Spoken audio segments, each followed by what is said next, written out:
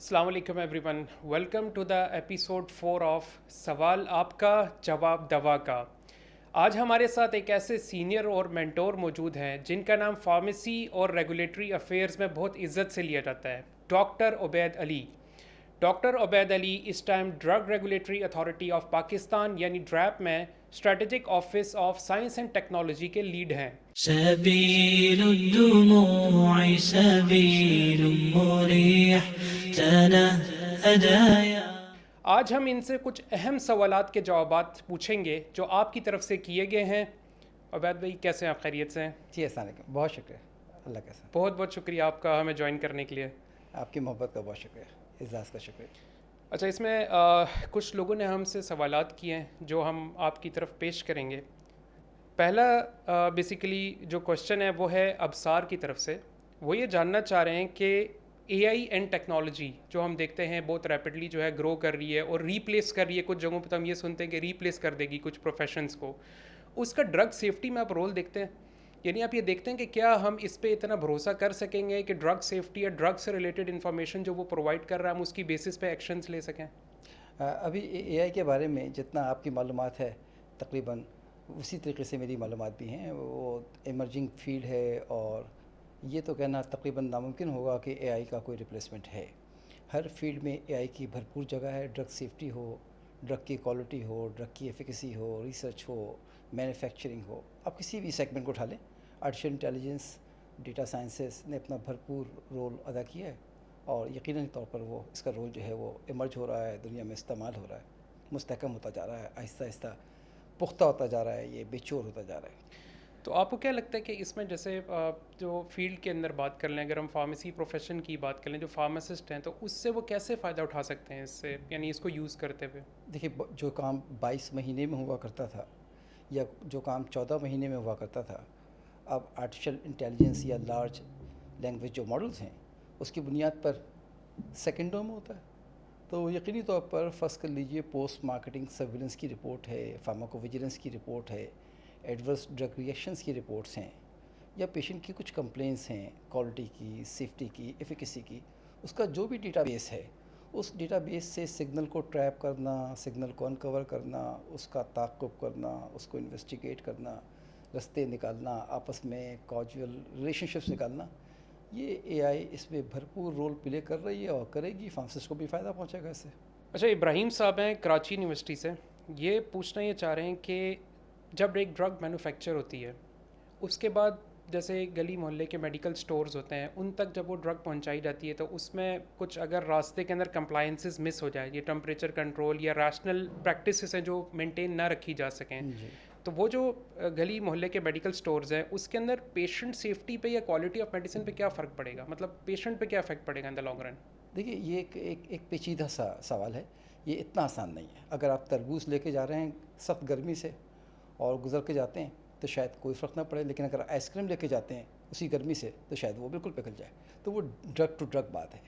हमने ड्रग के ऊपर जो कंडीशंस लिखी होती हैं कि इस टेम्परेचर से ज़्यादा एक्सपोज ना हो, इस ह्यूमिडिटी से ज़्यादा एक्सपोज ना हो, अगर वो वायलेट हो जाए तो फिर उसके ऊपर ट्रस्ट जो है वो नहीं करना समझ में आता है, फिर रोक देना चाहिए।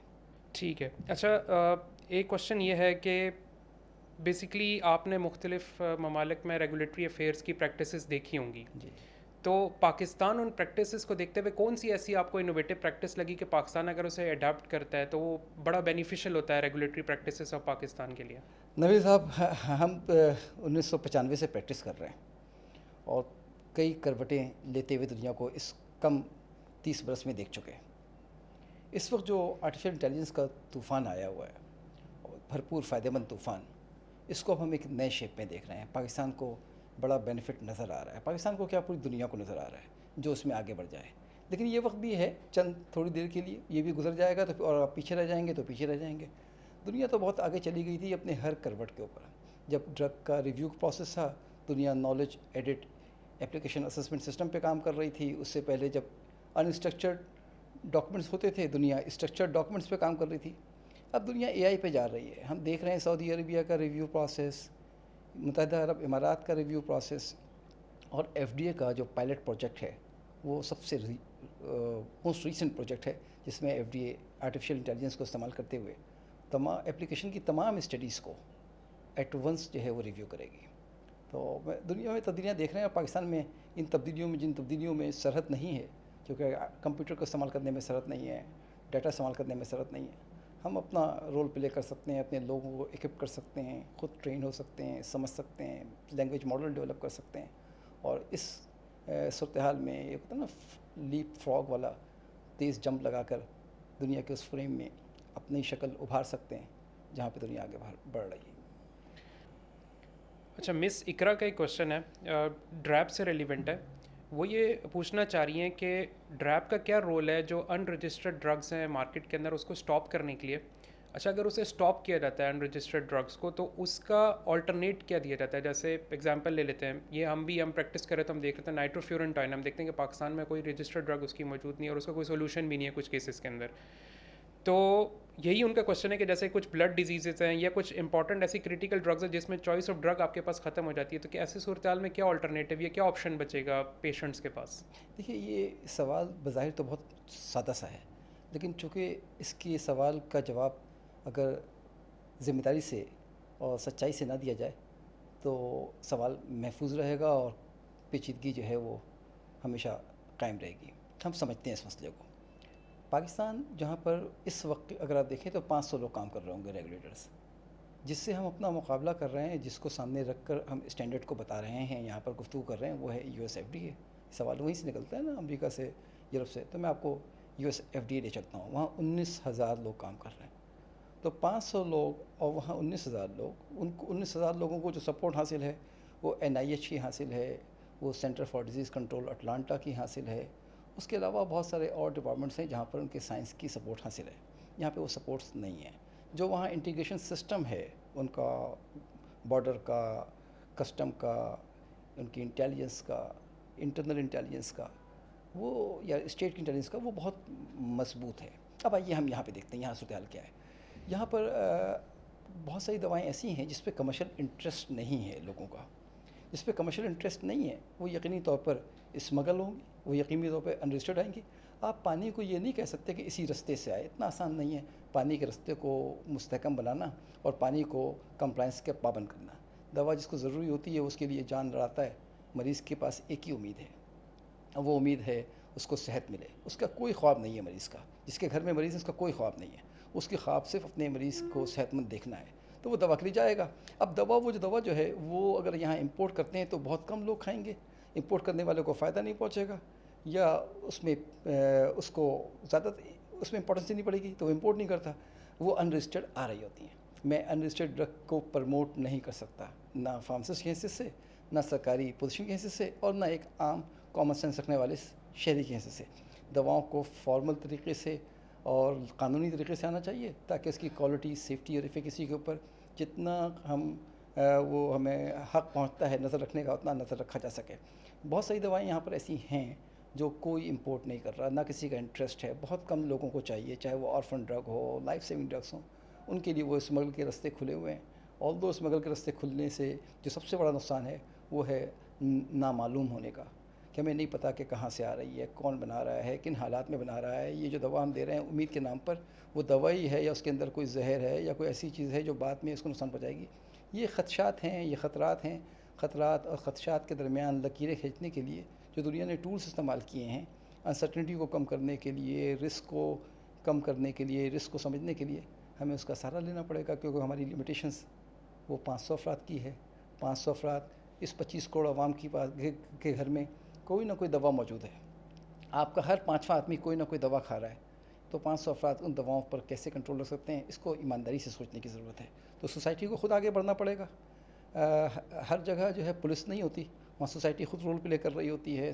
उसके अलावा जो प्रोफेशनल्स एजुकेशन से इदारे हैं वो रोल प्ले कर रहे होते हैं। तो सब लोगों ने अपना अपना हिस्सा डालना है ताकि मिनिमाइज़ किया जा सके up to the certain level. Residual जो रिस्क है और रेसिडुअल जो लिमिटेशंस हैं उसको ज़ीरो कहना इतना आसान नहीं होगा। अच्छा, फार्मासिस्ट हैं आमिर नूर साहब लाहौर से, इन्होंने क्वेश्चन किया है कि न्यूट्रास्यूटिकल प्रोडक्ट्स डेली बेसिस पे लॉन्च होते हैं, कुछ बहुत चीप प्राइसेस में लोग प्रोमोशनल ऑफर्स के साथ दे रहे होते हैं, तो ये कैसे हम श्योर करें कि जो क्लेम कर रहे हैं वो रियल है और इस मामले में उन्होंने कहा है कि ड्रैप जो है उनका जो क्वेश्चन का पार्ट है कि ड्रैप भी बहुत क्विकली जो है अप्रूव कर रहा है ऐसे न्यू प्रोडक्ट्स को, तो कैसे इंश्योर करें कि पब्लिक सेफ्टी को हम मेंटेन रख सकते हैं कि वो जो क्लेम है वो जेन्युइन है कि नहीं है जो उसके लीफलेट पे लिखा होता है। नूर साहब को, लाहौर वाले को बहुत शुक्रिया, उन्होंने सवाल किया। मैं उनसे पूछता हूँ ज़रा सा, वो फार्मासिस्ट हैं, ज़रा वो भी तो बताएं ना कि कैसे किया जाए। देखिए, हर चीज़ के पीछे नहीं भागा जाता, हर बैच के पीछे, हर दवा के पीछे ना हम भाग सकते हैं ना अमेरिकन भागते हैं। कुछ जिम्मेदारियाँ आवाम पे छोड़ दी जाती हैं। पाकिस्तान में फार्मास्यूटिकल जो प्रोडक्ट्स हैं, हम उसके पीछे पहले भाग लें, वो बेहतर होगा। न्यूट्रास्यूटिकल को गवर्नमेंट कहीं पे भी अप्रूव नहीं कर रही, गवर्नमेंट इनलिस्ट कर रही है, जिस तरह दुनिया भर में होता है।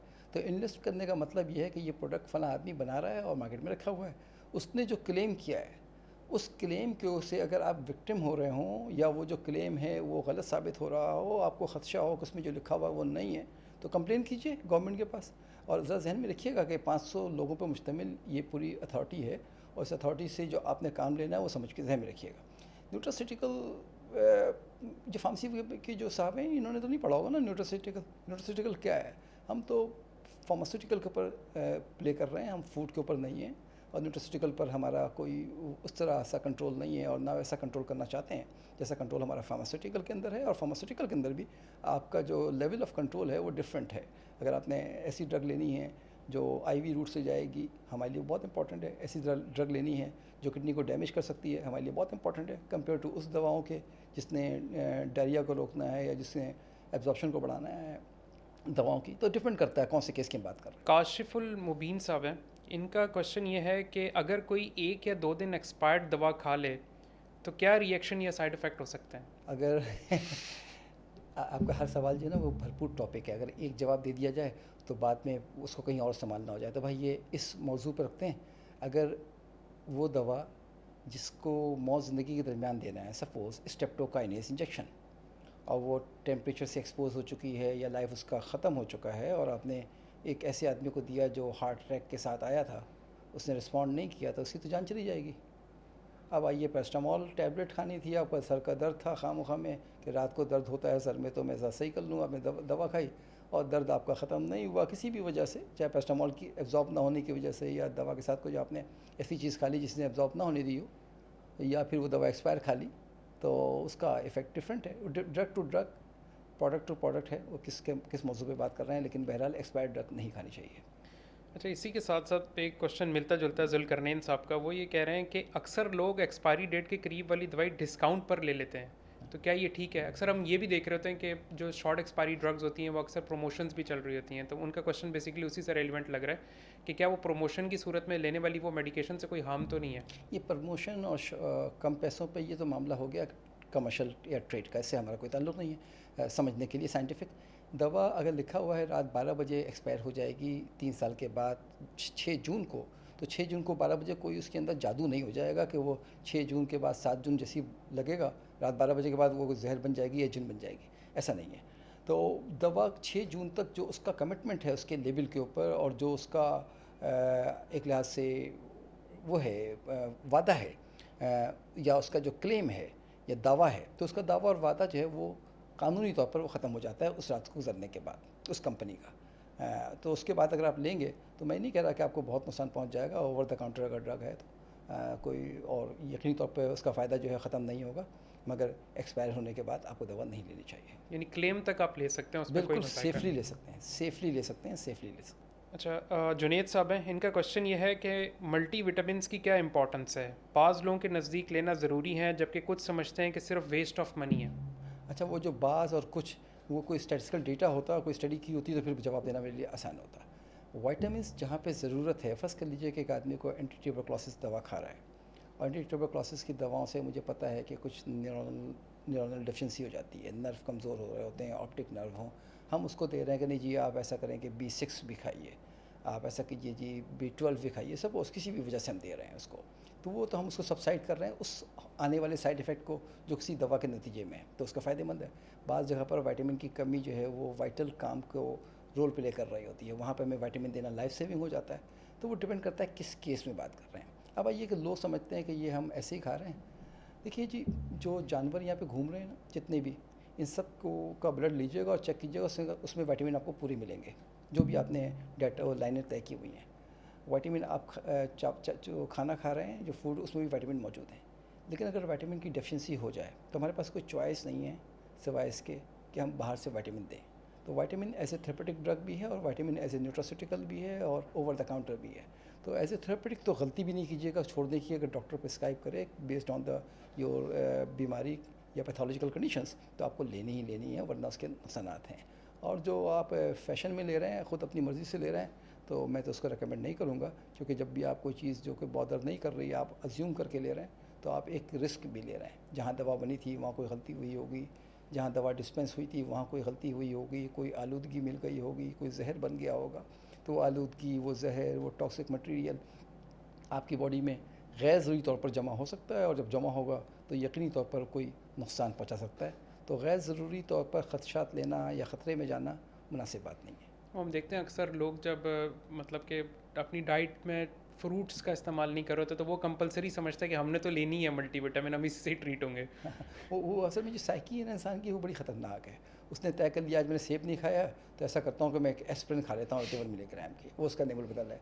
वो बदकिस्मती है कि हमने अपने जो बैक ऑफ माइंड में जो नॉलेज रखी हुई है वो 1960 की नॉलेज है, और जिस दुनिया के साथ हम गुजर रहे हैं वो 2025 है।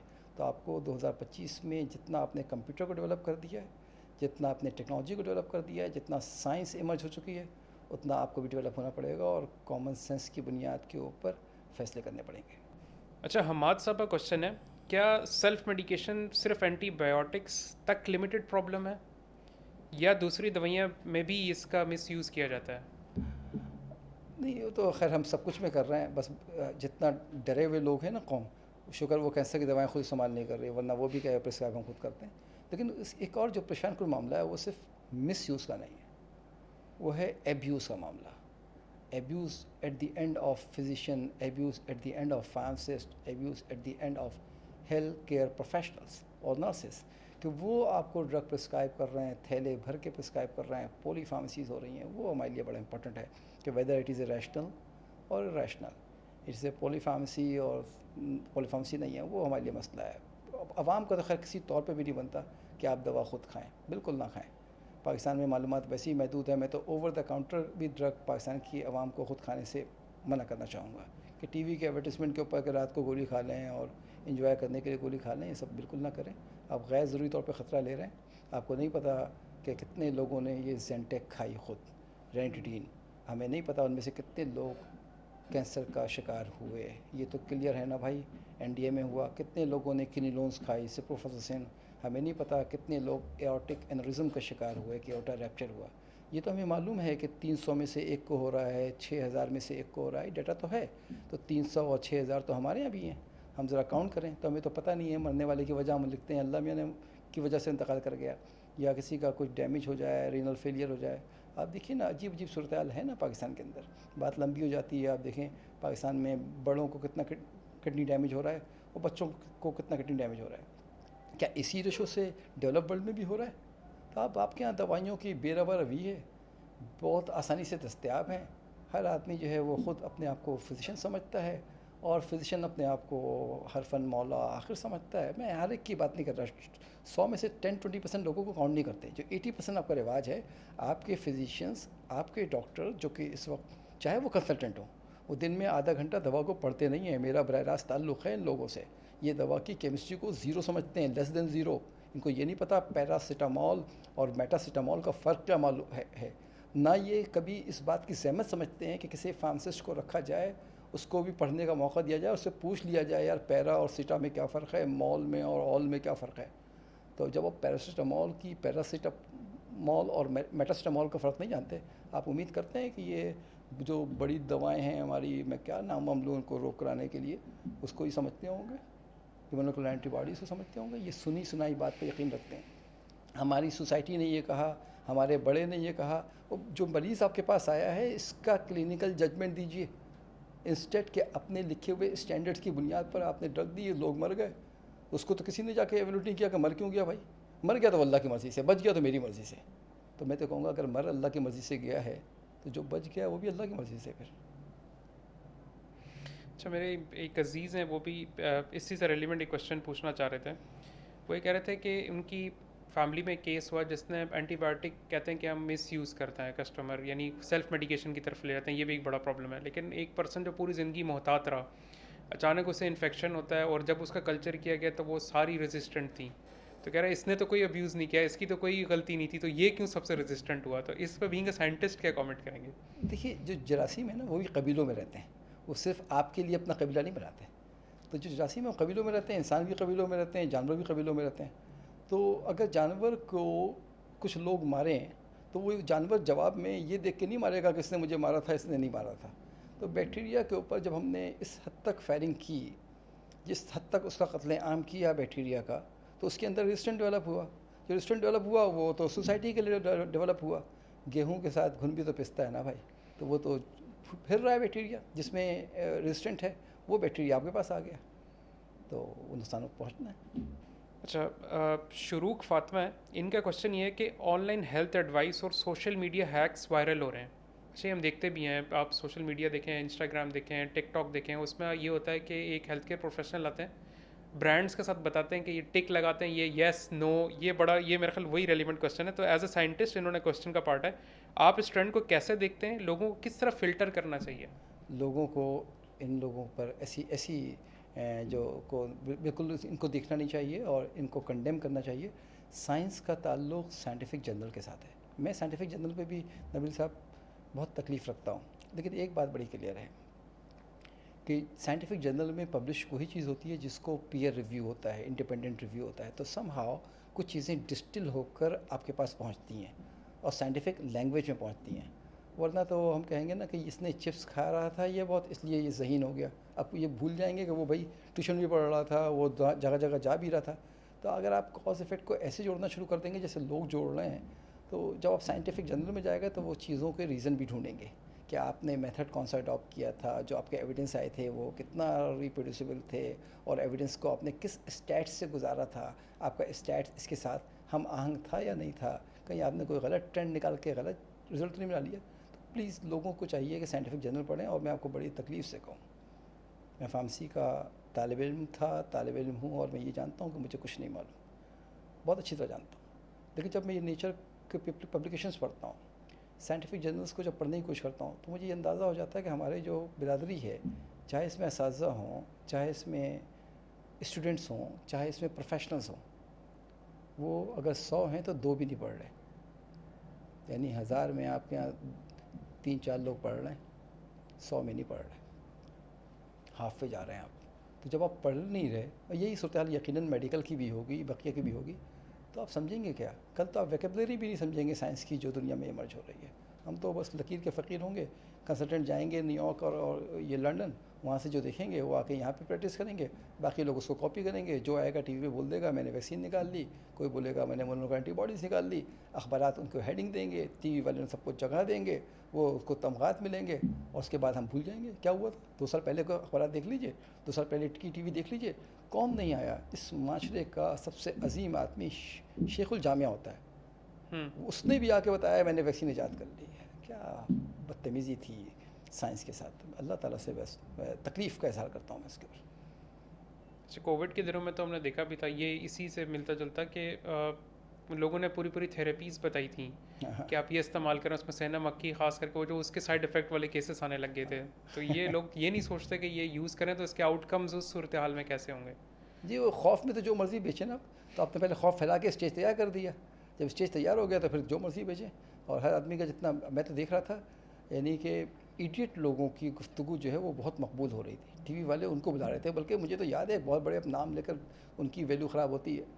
उन्होंने मुझे फ़ोन किया कि जी टीवी पे आना है और आपने स्कूल के बारे में ये बोलना है। तो मुझे बहुत बुरा लगा। मैंने कहा बोलना तो आप मुझे ना बताएं, सवाल आप कीजिएगा, जवाब मैं दे दूँगा। उन्होंने कहा पता है आपको हम किनके साथ बैठा रहे हैं? मैं कहा मुझे इससे कोई गर्ज़ नहीं है। कह रहे हैं आपकी बात बहुत लोग सुनेंगे। मैंने कहा मैं ऐसी बात की कीमत नहीं दे सकता कि लोग मुझे बहुत सुनेंगे तो मैं आपकी बात जो है टीवी पे आके कहूँ कि कल से स्कूल में जाके हाथ धोइएगा, पाँव धोइएगा। मैं तो साइंटिफिकली बात करूँगा। तो उन्होंने कहा ठीक है यार, फिर आप ना आए ना। तो मैंने कब आ रहा हूँ यार, आपने मुझे फ़ोन किया है। तो वो इस बदनसीब माशरा रहा। फिर वही हुआ, उन्होंने बुलाया एक बहुत बड़े साहब को। मैंने देखा टीवी पे, वो प्रोग्राम भी देखा उनका, और बहुत मशहूर आदमी है, सबसे मशहूर आदमी थे। तो वो साहब जो थे इंजीनियर थे, कंपनी के मालिक थे। उन्होंने आके अपनी जो भी, मैं आम लफ्ज़ों में कहूँगा, जो हाँकना था उन्होंने हाँका। साइंस से उसका कोई ताल्लुक़ नहीं था। सुनी सुनाई बात के ऊपर हर आदमी ब्रिगेड बना हुआ था ना, जो वो बोल रहा था। आप ही की पोस्ट वगैरह हम देख भी रहे होते हैं, उसमें कोविड वैक्सीन के ऊपर आपकी जब जो डाटा आप कभी शेयर करते हैं उसमें हमने देखा कि कुछ बहुत जल्दी में कुछ मेडिकेशन जो खासकर लोगों ने प्रेफर किया कि हम यही वाली वैक्सीन लेंगे वेरिएंट की, और जब हम डाटा रिसर्च देख रहे होते हैं कि उसके आउटकम्स जो आ रहे हैं नेगेटिव, तो इस पे क्या आप समझते हैं कि मतलब कि अब क्या देखिए, हेज थी? दुनिया को ना ईमानदार होना पड़ेगा, चाहे वो अमेरिका हो चाहे वो पाकिस्तान हो। अब एक बात तो चले क्लियर हो गई ना, ये बात तो बड़ी क्लियर हो गई कि ताकि हम सीख सकें, हमने बच्चों को जो वैक्सीन लगाई कोविड की, हमें पता था कि बच्चों में कोविड नुकसान नहीं पहुंचाएगा। हमें इसलिए मालूम था कि बच्चों में ACE सेल नहीं होते हैं, एंजियोटेंसिन कन्वर्टिंग एंजाइम, यानी कि बच्चों में एयरपोर्ट नहीं होता है जहाज़ के उतरने का। कोविड का जो वायरस था उसने ACE सेल के ऊपर उतरना था, तो इसलिए बच्चों को उसने कुछ नहीं करना था। तो आपने उन बच्चों को ना सिर्फ बंद किया, ना उनके स्कूल बंद किए। जब समझ में आ गया, जब तो मसले को हल कर लेना चाहिए था, उसके बाद आपने कहा कि नहीं जी इनको वैक्सीन लगाई जाएगी, फिर आपने कहा दूसरी डोज भी लगाई जाएगी, फिर आपने कहा booster 1, booster 2, booster 3, booster 4, booster 7 तक तो मुझे याद है, उसके बाद तो मैंने भी छोड़ दिया था, लेकिन मैं बूस्टर 7 तक मुझे याद है, इंक्लूडिंग US। मैं लोग जो फैशनेबल लोग थे उनका तो बस चल रहा था डेली बच्चों को सुबह लगाएं और शाम को फिर लगवाएं, क्योंकि उनका वो समझ रहे थे पैसा सब कुछ है। अब उन बच्चों को जिनको हमने मैसेंजर RNA का वैक्सीन लगाया है, यानी उनको एक मैसेज दिया कि बॉडी में जाकर आप प्रोटीन बनाइए और बॉडी उस प्रोटीन के ख़िलाफ़ एंटीबॉडीज़ बनाएगी, तो प्रोटीन कितना बनाइए हमें मालूम नहीं है। भाई दवा की डोज होती है, उसे तो हमने मैसेज दे दिया कि बनाते रहो, वो बन रहा है बोर्ड। अब जो बच्चों की डेथ हो रही है, यंग बच्चों की जो मायोकार्डाइटिस हो रहा है, ये पहले जो मायोकार्डाइटिस होता था, पहले जो डेथ होता था, इससे बड़ी हुई स्पाइक नज़र आ रही है ना, सिग्नल डिटेक्ट हो रहे हैं ना। कोई आगे बढ़ के कह रहा है कि मैं इसका ज़िम्मेदार हूँ, मुझे नहीं पता था, मैंने ओमिशन किया है इस इग्नोरेंस का, या मैंने कमीशन किया है इस इग्नोरेंस का। ये इतने बड़े बड़े डॉक्टर पाकिस्तान में भी तो आए ना, हौसला करें ना, सच बोले ना कि जी ठीक है, हमसे वो जो बात थी हमने सुनी सुनाई की थी। ऑस्ट्रेलिया में तो मैंने देखा था, वो तो लोग तो बात ही नहीं सुन रहे थे। ऑस्ट्रेलिया के जो साइंटिस्ट थे वो तो टिका के बोल रहे थे बंद कर दो, बंद कर दो, बंद कर दो, वैक्सीन लगाओ, वैक्सीन लगाओ, वैक्सीन लगाओ। दुबई में सुबह शाम वैक्सीन लग रही थी, अबू धाबी में लग रही थी, इधर से जाओ उधर। अब किधर हैं वो लोग? अगर आप सच्चाई के साथ चलना है तो आपने अपनी मिस्टेक्स को आइडेंटिफाई करना पड़ेगा। जब मिस्टेक आइडेंटिफाई करेंगे ना तो बड़ों बड़ों की सर से नकाब उतरती है। सबको हमने यहाँ पे सितारे इम्तियाज़ दिया था, बड़े बड़े डॉक्टरों को। बड़े बड़ों पब्लिकेशन हुई थी, इंपीरियल कॉलेज ऑफ लंदन में पब्लिकेशन कराई थी, ब्रिटिश मेडिकल जर्नल में पब्लिश कराया था कि पाकिस्तान में हज़ारों लोग मर जाएंगे, ये हो जाएगा, वो हो जाएगा। चूँकि आपने जो बातें कही थी वो हवाई बातें थी और उस वक्त क्याओस था, तो हम जैसों की कोई बात सुन नहीं रहा था। लेकिन फिर भी लोग मौजूद थे जो खामोशी से सही अपनी बात रेस कर रहे थे। लेकिन दुनिया ने ये तय कर लिया था, बात हमने अमीर आदमी की सुननी है, बात हमने मशहूर आदमी की सुननी है, बात हमने लॉजिक की नहीं सुननी। तो अवाम अवेयर नहीं थी, इसलिए करोड़ों लोगों ने डोज लगवाई, पाकिस्तान में भी लगवाई। और आपके सामने है, बच्चों को गैज़ुई लगाई गई। मेरा बस चले, अगर मेरे इख्तियार में हो तो मैं ज़रा अकाउंटेबिलिटी कराऊँ कि बच्चों को जिन्होंने वैक्सीन लगाने का फ़ैसला किया था, ज़रा मुझे बताएं उन वैक्सीन से फ़ायदा हुआ, नुकसान हुआ, फ़ायदा नहीं हुआ, अगर नुकसान भी नहीं हुआ तो बताएं कितने पैसा लगा हमारा। वैक्सीन पे हमने इतने पैसे लगा दिए बच्चों को देने में, उस पैसे से शायद हम बहुत सारे दूसरे मसले हल कर सकते थे। तो किसने फ़ैसला किया था? आप इस बात का क्या सबूत है कि आने वाले दिनों में फिर ऐसी कोई सूरत डेवलप होगी तो हम फिर कोई बेवकूफ़ी का फ़ैसला नहीं करेंगे? तो हमें आइंदा समझदार रहने के लिए अपने माजी की गलतियों को समझना पड़ेगा, सच्चाई के साथ सुनना पड़ेगा। फ़ैसला आप जो भी कीजिए, टेबल तो सजाइए गुफ्तगू की, ब्लैक बॉक्स में तो काम ना करें ना कि बॉक्स के अंदर क्या काम हो रहा है, चाहे वो इस्लामाबाद हो, चाहे कराची हो, चाहे एक्स अस्पताल हो, चाहे वाई अस्पताल हो। ओपन करें ना, शीशा लगाएं ना, हम भी तो सुन सकें आप फ़ैसला कैसे कर रहे हैं, आपके पास डाटा क्या मौजूद है, आप किस ज़बान में बात कर रहे हैं।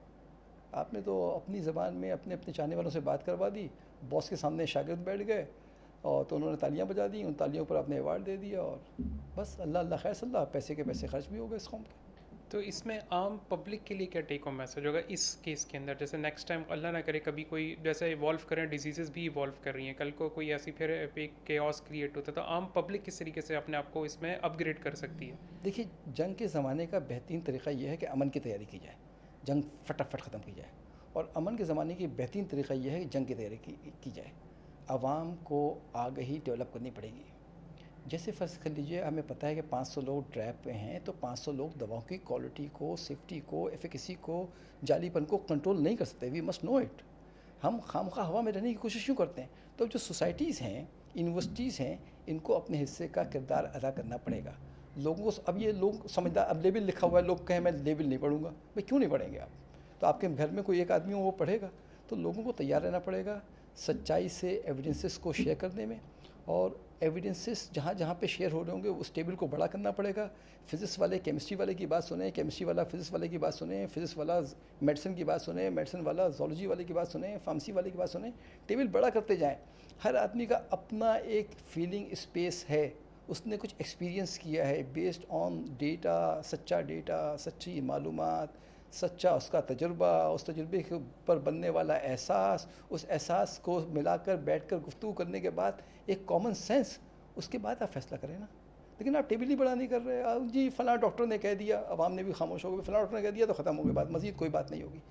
आप क्या जानते हैं ये इम्पोर्टेंट नहीं है, इम्पोर्टेंट ये है आप कैसे जानते हैं, क्या आपके पास शवाहिद हैं जो इन नुक्तों को जोड़ रहे हैं, इसके पीछे माकूलियत कैसे निकालते हैं, कैसे आप कॉमन सेंस को प्रमोट करते हैं, ये सवाल। अनसुर रहमान साहब हैं, ये पूछना ये चाह रहे हैं कि घर में कॉमनली यूज़ होने वाली दवाइयों का सेफ़ स्टोरेज और डिस्पोजल कैसे किया जाए? जैसे फार्मेसी में टेम्परेचर कंट्रोल रहता है, घर में भी डिस्पोज ऑफ भी करनी होती है मेडिकेशन जो एक्सपायर हो जाती हैं, तो वो क्या तरीक़ाकार है, क्या SOPs फॉलो करनी चाहिए? देखिए, पाकिस्तान और दुनिया का जो बुनियादी मसला वही आपसे शेयर कर लूँ, पाकिस्तान के घर में हर जगह पूरा मेडिकल स्टोर है, क्योंकि वो आपको जो दवा चाहिए मिल जाती है, आप लेके रख लेते हैं। अमीर आदमी है तो आप ज़्यादा लेके रख लेते हैं, और गरीब भी आदमी दवा आपके पास अवेलेबल होती है। देखिए, दवा जो अमूमी तौर पर ओवर द काउंटर तो आपके घर में हो सकती है, जो ड्रग ओवर द काउंटर नहीं है वो ड्रग आपके किसी मर्ज़ पे मिली होगी, मर्ज़ जैसे ही ख़त्म हो गया और डॉक्टर ने मना कर दिया, वो दवा आप जाके फार्मेसी में वापस कर दें। फार्मेसी वाले जैसे फेंकना है फार्मेसी वाले जाने, लेकिन फ़र्ज़ कर लीजिए कि फार्मेसी में आपने वापस नहीं किया और आपके पास रह गई है। अब इसको फेंकना बड़े एहतियात से है सर, क्योंकि दवा को जब आप फेंकेंगे तो यकीनी तौर पर आप इस सोसाइटी को कुछ नुकसान भी पहुँचा रहे हैं। तो इसका ये मतलब भी नहीं है कि दवा खा लें, तो दवा फेंकने के जो वो हैं, हर दवा का डिफरेंट है। बाज़ दवाएँ आप फ्लश में नहीं डाल सकते और बाज़ दवाएं आप ऐसे छोड़ नहीं सकते, तो कौन सी दवा है उसके ऊपर अलग अलग होगा। मेरा कहना ये है कि ड्रग को फौरी तौर पर कुछ भी नहीं कर सकें तो क्रश करके उसको सॉल्वेंट के साथ, यानी कि कास्टिक सोडा ले लीजिए, उसमें उसको तोड़ दीजिए ताकि उसकी केमिस्ट्री टूट जाए, और उसके बाद उसको ऐसी जगह पे डालिए जहाँ पौधे उसको ट्रांसफॉर्म कर दें, यानी माइक्रोबियल उसको जो है वो कर ले, फर्मेंट कर ले। तो जरासीम जो है उस पर जब आप क्रश कर देंगे और जरासीम डाल देंगे तो जरासीम उस ड्रग को तोड़ फोड़ कर देगा, और फिर वो दवा जो है वो मार्केट में फेंक दीजिए जहाँ डिस्ट्रॉय करना है। ऐसे नहीं फेंकिए सर, और इस्तेमाल भी ना कीजिए। ये आप ये समझ लें कि हमने अच्छे पढ़े लिखे लोग भी देखे होंगे, लेकिन ये वाली नॉलेज कभी हमने भी जहमत नहीं की होगी कि हम भी चेक कर लें कि safe disposal of the drug medicine घर में क्या है। तो ये बड़ा इंपॉर्टेंट था। इसमें तो आपने टैबलेट कैप्सूल का बता दिया, अब यहाँ तक आ गया तो मैं चाहूँगा सिरप के साथ क्या करें। सिरप भी ये मामला है कि जब सिरप है तो उसको भी आपने उसमें डालना है किसी सॉल्वेंट में, सॉल्वेंट से उस सॉल्वेंट में जिसमें कास्टिक सोडा हो, जिसको यानी हम फोर्सफुल सिरप के अंदर मौजूद मॉलिक्यूल्स को तोड़ना चाहते हैं ताकि वो असल सूरत हाल में ना रहे। उसको आप रख दीजिए, वो टूट जाए, फिर आप उसमें डाल दीजिए, कुछ जरासीम डाल दीजिए उसके अंदर ताकि वो और जितना ये मैं आपको ना एक बेस्ट कॉमन सेंस में बता रहा हूँ, ताकि वो कन्वर्ट हो जाए। उस कन्वर्ट होने के बाद आपने बड़े एहतियात से उसको गड्ढे में डालना है। देखिए, ये दवा सिर्फ आपके लिए नहीं है, सोसाइटी के लिए भी है। और जब आप गड्ढे में डाल रहे होंगे तो आप जहन में रखिएगा कि आप हमला कर रहे हैं बैक्टीरिया के ऊपर जो प्लांट के साथ एसोसिएटेड है, जो एग्रीकल्चर के अंदर है। मगर आप चूँकि डाल रहे हैं वो बैक्टीरिया अपने अंदर खुद डेवलप कर लेगा, उसके अंदर तोड़ फोड़। अदरवाइज़ जब भी हम दवा कोई डिस्कवर करते हैं तो हम उसका जो वेस्टेज प्लान है उसको तरतीब देते हैं कि उसको कैसे वेस्टेज करना है कि वो सोसाइटी को नुकसान ना पहुँचाए। वो प्लान तरतीब दिया जाता है और वो कंपनीज़ को पता होता है, तो बेहतर है आप फार्मेसी में वापस कीजिए, फार्मेसी वाले उसको उठाकर जो है वो डिस्पोज करेंगे। अमेरिका में तो बाकायदा दिन में वीक बनाया जाता है कि आप ये दवा रखवाइए। यहाँ पे फार्मेसीज़ का भी होता है ना कि वहाँ पे जब बिल के अगेंस्ट वो रिफ़ंड नहीं कर रहे, तो ऐसे केसेस भी होते हैं कि रिफ़ंड नहीं कर रहे, तो फार्मेसीज़ को ये प्रैक्टिस करनी चाहिए कि अच्छा इनिशिएटिव हो सकता है कि एक्सपायर मेडिकेशन डिस्पोजल वो अलाउ करें, ताकि जो आम फैम लोग जो नहीं समझते कैसे डिस्पोज ऑफ करना, वो लेके उसे डिस्पोज ऑफ कर लें। मेरे ख्याल से उसको ऐसा कर, हमारे मुल्क के अपने मसाइल है ना सर, वहाँ कोई ड्रम रखना चाहिए और वहाँ पे हथौड़ा रखना चाहिए, वो क्रश करके डाल दें ड्रम, तो वो बेच भी नहीं सकते, उनके लिए आसान हो जाएगा कि उनको भी ना दें। पैसे वैसे वापस नहीं मिलते भाई, दवा आपने ले ली है ना, तो पैसे कौन, दवा आप तो अल्लाह का शुक्र अदा करें, आपने डोज ली थी इसलिए कि आपको ट्रीटमेंट हो जाए। अब आप चाहते हैं जो बच जाए उसको बेच दूँ, तो भाई आपने पता नहीं कहाँ रखा था।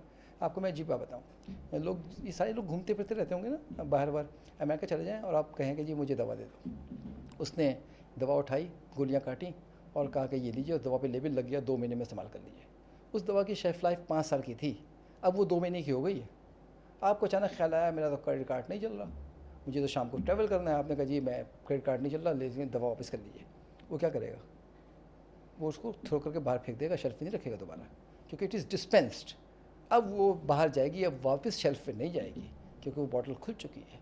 ये दुनिया का दवाओं के साथ ये रवैया है कि एक बार दवा डिस्पेंस हो जाए, it will never go back. आपके जहन में ये है कि इस्तेमाल भी हो गई, जो बच गया वो जाके दोबारा फार्मेसी में दे दी जाए, फार्मेसी उसके पैसे दे दे और फार्मेसी वाले उसको दोबारा बेचना शुरू कर दें। या फिर मैं देखता हूँ पाकिस्तान में लगा हुआ है, अपनी दवाएं हमें दे दें। भाई ये कपड़े नहीं हैं, खुदा के वास्ते, मैं देख रहा हूँ बाकायदा चैरिटी में ये बकायदा सर कहा वो जाता है। अब देखिए ना, मैं किधर सर पीटूँ, किधर अपने आप को क्या करूँ, बता बता के थक गया हूँ, रिक्वेस्ट करके थक गया हूँ, हुक्म चला चला के थक गया हूँ कि भाई ये बिल्कुल गलत तरीक़ा है। आपके बॉक्स के अंदर ये लेटर बॉक्स बना दिया है, लोग लाके दवा डाल रहे हैं, आप वो दवा गरीब आदमी को दे रहे हैं, इनमें से पता नहीं आपको कौन सी दवा जहर हो चुकी है और कौन सी दवा जो है उसको डैमेज कर देगी लिवर को और किडनी को, यू नेवर नो इट, लेकिन आपको डिस्ट्रीब्यूट कर रहे हैं। आपके जहन में यार हज़ारों लोगों को फ़ायदा पहुँच रहा है, अरे भाई 1000 को फ़ायदा पहुँच रहा है, एक का भी अगर किडनी डैमेज हो रहा है तो 1000 फ़ायदा तो बेकार हो गया ना। अगर 1000 को फ़ायदा पहुँच रहा है, एक के घर भी बच्ची पैदा हो रही है ब्रेन डैमेज के साथ, तो बेकार हो गया ना। तो सर इसके कॉन्सिक्वेंस समझिए, दवा है सर, ये बिस्किट विस्किट नहीं है सर। अच्छा, एक मैं चाहूँगा कि आप पब्लिक सर्विस मैसेज के लिए 1 मिनट ले लें बेशक। इस पे ये ज़रूर बता दें कि आम तौर पे जब फार्मेसीज़ होती हैं जो कि कोशिश कर रही होती हैं कि प्रोटोकॉल्स के साथ काम कर सकें, वो जब रिफ़ंड के ऊपर कभी पेशेंट को ये समझाना चाह रहे होते हैं कि सर ये आप अपने घर लेकर गए, वो कई बार 1 माह बाद आता है और बड़ा रेजिस्टेंट होता है कि मैंने आपसे ली, आपका ये कोई कानून नहीं है जो आपको ये कहता है कि आप वापस नहीं लेंगे। वो उनको समझा रहे होते हैं सर कि ये टेम्परेचर कंट्रोल थी, हमने एक एनवायरनमेंट मेंटेन किया हुआ था, आपको दे दिया, आप लेकर गए, अब आपने कैसे इस्तेमाल किया उसका कोई नहीं पता कि आपने कहाँ रखी, कैसे स्टोर की। तो उन लोगों के लिए क्या मैसेज है ताकि उन लोगों को समझ में आए कि कितना क्रिटिकल पॉइंट होता है जो लोग मिस कर रहे होते हैं। देखिए पहले लोगों को ज़रा समझें, एक अंडा है, अंडे से बच्चे ने निकलना है, मैं फॉर कपल ऑफ सेकेंड यानी 1 सेकेंड के 1000वें हिस्से में उसको उबलते हुए पानी से गुजार दूँ तो अंडे के अंदर मौजूद मटेरियल जम जाएगा। जब ये जम जाएगा तो अब इससे बच्चा पैदा नहीं होगा, उससे अब चेक एम्ब्रायो नहीं डेवलप हो सकता। कहने को अंडा है, शॉक्स कपल ऑफ सेकेंड का है। तो बाज़ दवाएं इससे ज़्यादा सेंसिटिव हैं। तो अगर दवा जैसे ही शेल्फ से बाहर चली गई, आपके पास चली गई, अब आपकी ज़िम्मेदारी है। जो फार्मेसी में बंदा खड़ा हुआ है, अगर वो शेल्फ से, इवन फार्मेसी से बाहर चला जाता है ना, दवा वापस शेल्फ में नहीं रख सकता। ये तो बहुत दूर की बात है कि आप पूरा हफ्ता लेगा, ये कपड़ा नहीं है, ये टीवी नहीं है, ये मोबाइल फ़ोन नहीं है कि वापस चला जाएगा। ये दवा है, हमें नहीं मालूम आपने उसके साथ क्या किया है, हमें नहीं मालूम 10 गोलियों में से 1 गोली में आपने कोई पॉइजन मिला दिया है। हुए ना केसेस, वो पता है ना लोगों को कि पैरास्टामोल के अमेरिका में वो साइनाइड मिला दिया कहते हैं ना। क्यों कंपनी रिस्क ले भाई? मैं अगर फार्मेसी में मौजूद हूँ, मैं तो किसी तौर पे भी रिस्क नहीं ले सकता कि आपकी दवा मैं कैसे ले लूँ। मैं आपको जानता भी नहीं हूँ, आपके घर के अंदर कोई स्टोरेज प्रोसीजर मौजूद नहीं है, उसको किसी ने वैलिडेट नहीं किया, किसी ने चेक नहीं किया, मैं कैसे रख लूँ? अब वो जो दवा रखूँगा उसका बैच नंबर क्या होगा? वो जो कंपनी का था, अब उस बैच नंबर पर रखूँगा और उसमें पता लगे कोई जहर निकल आया है जो आपकी गलती से हुआ, जिम्मेदारी कौन लेगा? कंपनी? मैं फार्मेसी? ये दवा है, दवा में ऐसी कोई कहानी नहीं है। अल्लाह का शुक्र अदा करें, आप दवा लेके गए और सेहतमंद हो गए, दवा बच गई। तो वो आप वो जहाँ पे डोनेशन वोनेशन होता है उससे मैं कुछ नहीं कह सकता, आप उसको फिर वो डिस्पोज करें उस दवा को। इसलिए अपने हाथ को ना काटें क्योंकि दवा गिर गई है, बोतल टूट गई है डिटॉल की, तो मैं अब क्या करूँ, ज़ाया हो रहा है तो हाथ काट लेता हूँ डिटॉल लगाने के लिए। ऐसा कोई ख़तरा ना लें। अगर फार्मेसी से दवा चली गई है, प्लीज़ आपको पैसा देना पड़े, पैसे दे दें उसको दवा को वापस करने के, मगर वो दवा इस्तेमाल ना करें। तो बिल्कुल भी वापस ना लें किसी भी सूरत। हाँ। अच्छा, अनम है, वो ये पूछना चाह रही हैं कि क्या पाकिस्तान ग्लोबल एक्सपोर्टर बन सकता है जेनेरिक मेडिसिन का if quality and regulations are improved? अच्छा, इससे पहले मैं चाहूँगा, वैसे तो बहुत बड़ा टॉपिक है, एक बहुत बड़ी कन्फ्यूजन होती है, एक आसान आम फहम डेफिनेशन, एक ब्रांड वर्सेस जेनेरिक एक क्वेश्चन होता है। इससे पहले ताकि लोगों को ये पता हो हम जेनेरिक मेडिसिन की बात करें वो है क्या, एक शॉर्ट डेफिनेशन के साथ फिर आप इसका आंसर कर दें अगर।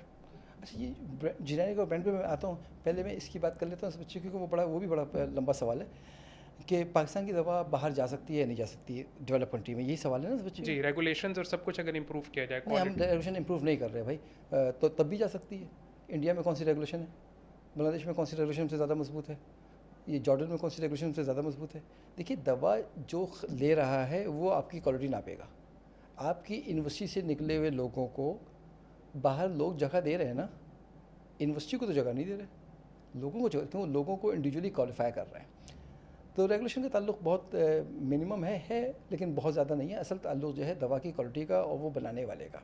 अगर वो दुनिया के स्टैंडर्ड्स के ऊपर अपनी दवा बनाता है, साबित कर देता है कि मैंने उसी स्टैंडर्ड पे बनाई है जो साइंस के स्टैंडर्ड्स हैं और जो उनको रिक्वायर्ड हैं, तो कोई वजह नहीं है कि वो अपनी दवा ना लें। लेकिन हमें ये पता है कि हमारे स्टैंडर्ड्स जो है ना, वो अब फार्मेसी बिरादरी जो है ना, ये बहुत अच्छी तरह समझती है मालूमात उसके पास कितनी है। आज के 10 पब्लिकेशंस अगर छपी हो ना फार्मेसी के जो फाइनल के बच्चे हैं जो पास आउट हुए हैं, उनमें से अगर वो एक पेपर भी सही से समझ जाए तो कहिएगा। तो हमारे अपनी एबिलिटी का अंदाज़ा होना चाहिए, तो फिर हमारी दवाओं की एबिलिटी भी ऐसी ही है। आइए दूसरी तरफ जेनेरिक वर्सेस रेफरेंस प्रोडक्ट। पहले तो मैं दुनिया का महज़ब दुनिया में जो रेफरेंस के बदले जब जेनेरिक आती है तो बिल्कुल इक्वल कहलाती है वो, और उसे कहते हैं बायो इक्विवेलेंट, थेरापीटिक इक्विवेलेंट। वो कहते हैं ऑल्टरनेटिव, फार्मास्यूटिकल ऑल्टरनेटिव्स। वो कह रहे होते हैं कि उसको साबित करते हैं कि मेरा केमिकल, मेरा बनाने का अंदाज़, मेरा रखने का अंदाज़, मेरा ख़रीदने का अंदाज़, मेरा चलाने का अंदाज़ सब एक स्टेट ऑफ कंट्रोल में है, और ये जो रिक्वायर्ड डिज़ायर्ड आउटपुट है हमारी दवा through out the shelf life उस डिज़ायर आउटपुट को पूरा करती है और बॉडी के अंदर जाकर वैसे ही बिहेव करती है जैसा इनोवेटर या रेफरेंस प्रोडक्ट बिहेव करता है। वो स्टडी करके साबित कर देती है। तो उसे कहते हैं bio equivalent drug, generic drug. अब आइए पाकिस्तान में ना, जहाँ इंसाफ ना हो रहा हो वहाँ अपना इंसाफ़ी कैसे निकालेंगे?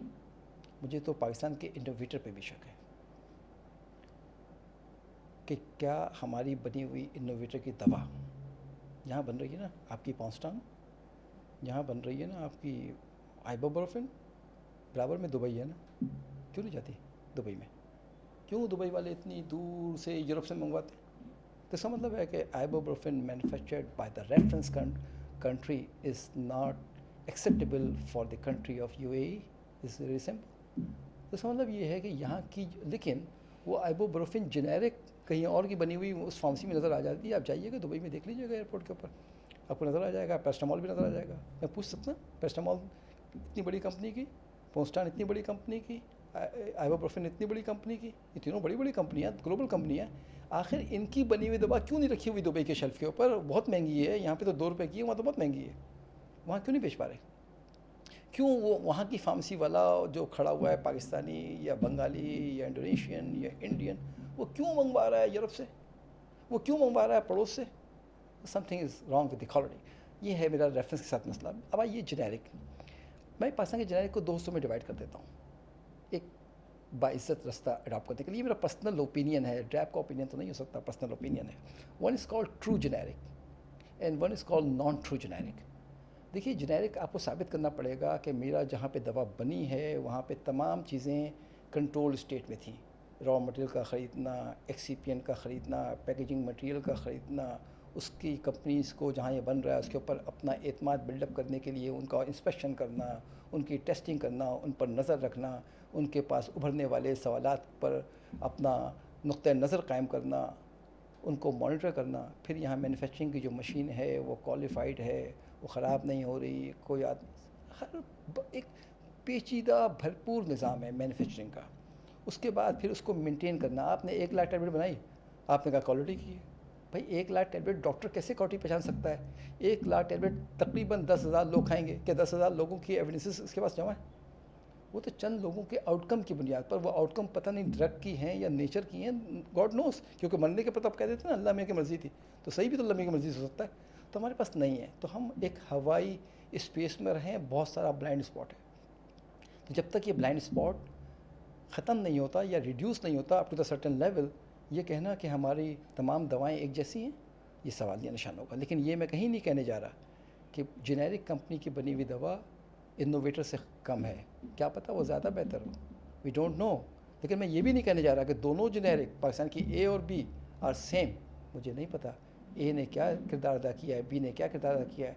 हमारे पास जो पैमाने हैं ना दुनिया में, वो नापने के हैं कि 2 हाथ है, एक आदमी के 2 ही हाथ होंगे। भाई आप ऐसे कर लें, जो दवा को 10 साल गुजर गया तब भी उसका अंदर जो मटेरियल है वो वही मिलेगा। तो ऐसे की बुनियाद पर आप समझें कि क्वालिटी की दवा है। भाई आपने तो 10 लाख टैबलेट में से चंद गोलियों का किया है। मुझे नहीं पता इसमें से कितनी गोलियों में कितनी आलूदगी है, कितना कंटेमिनेशन है, कितना कंसिस्टेंट है ये आपस में, कहीं मिक्स तो नहीं हो गया। अब 10 लाख गोलियों में से 5 गोलियां अगर मिक्स हो गई हैं, इज़ मोर डेंजरस उस दवा से जिसमें मिक्सअप नहीं हुआ, लेकिन उसकी दवा की जो मकदार थी वो 90% थी। ये 99 थी मगर 5 गोलियाँ मिक्स हो गई हैं, तो ये ज़्यादा ख़तरनाक है। वो 90 थी मगर उसमें गोलियाँ मिक्स नहीं हुई हैं, वो ज़्यादा बेहतर है। अब एक गोली है वो सही टाइम पे डिज़ोल्व हो रही है। तो ये बहुत पेचीदा है और भरपूर मौजू है नबील भाई, अगर आपको वक्त मिले तो पूरा रखिएगा ताकि इस मौजू को आहिस्ता आहिस्ता परत ब परत, तह ब तह मैं इसको अलग करूँ और आम आदमी इसको समझ सके कि यार ये कितना अहम मामला है और कहाँ कहाँ पे वो कितना कितना रिस्क ले सकता है। क्योंकि वो आम पूछेगी ना हम क्या करें, हमने तो यहीं रहना है, तो उसका जवाब बड़ा ख़तरनाक होगा और बड़ा समझदारी का जवाब होगा कि आपने कैसे जोड़ना है। देखिए मैं ये नहीं कह सकता कि मैं यहाँ से घर जाऊँगा तो रास्ता सारा क्लियर होगा, कहीं ना कहीं कोई ना कोई रिस्क लेना होगा। तो वो रिस्क कौन सा मैं ले सकता हूँ, कौन सा नहीं लेना चाहिए, रिस्क लेने का जो वो है ना वो आवाम को समझना पड़ेगा, तो आवाम को इन्वॉल्व होना पड़ेगा। अच्छा, नुमान अजीम साहब हैं, ये क्वेश्चन ये कर रहे हैं कि डॉक्टर ने एक ब्रांड प्रिस्क्राइब किया, फार्मेसी में गए, वहाँ पे अवेलेबल नहीं था, फार्मासिस्ट ने दूसरा ब्रांड सजेस्ट किया, तो पेशेंट क्या करें? फार्मासिस्ट की बात माने, देखिए ना फार्मासिस्ट इस मुल्क से के लाइसेंस के साथ खड़ा है, उसने 5 साल लगाए पढ़ा है और आपके पास या तो उससे ज़्यादा आपके पास नॉलेज हो, आप ये कह सकें कि आपने गलत किया है। अगर फार्मासिस्ट आपको सजेस्ट कर रहा है, आप डॉक्टर की बात क्यों मान रहे हैं? क्योंकि डॉक्टर है तो फार्मेसी की बात माने, फार्मेसी का इख्तियार है, तो हमें फार्मेसी की बात माननी चाहिए। बहुत शुक्रिया उबैद भाई आपका, आपके वक्त का। अच्छा, आपके अगर कुछ क्वेश्चंस हैं जो आप चाहते हैं कि हम आपके बिहाफ पे एक्सपर्ट से पूछें तो आप उन्हें कमेंट बॉक्स में लिख सकते हैं। इसके साथ ही इजाज़त चाहूँगा, ख्याल रखिए, फिर मिलेंगे, अल्लाह हाफिज़।